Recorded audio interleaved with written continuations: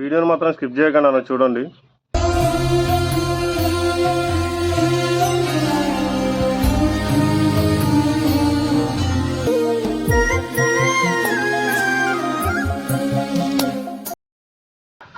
ఎందుకన్నా ఇట్లా చేస్తారు?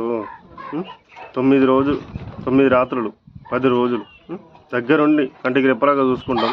లాస్ట్ రోజు నిమజ్జనం రోజు ఏందో నాకు ఇట్లా చేస్తారు మొత్తం. కానీ ఏంది అది దేవుడు అనుకుంటారా ఏమనుకుంటా? అంటే ఇప్పుడు వినాయక చవితి మరి ఇంత ఘోరం చేస్తారు.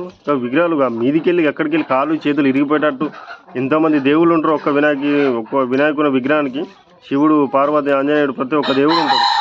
ఏంది ఒకడేమో ఏంది బాక్సర్లు, ఇంకోటేమో క్రికెటర్. ఏం క్రికెట్లు దేవుడు అనుకుంటారా ఏమనుకుంటారు? నాకు అర్థం కాక అడుగుతున్నాను. నాకు ఇంకా వేరే వేరే మాటలు వస్తున్నాయి కానీ కాదు దేవుడు అనుకుంటారా ఏమనుకుంటారు ప్రతి ఒక్కళ్ళు.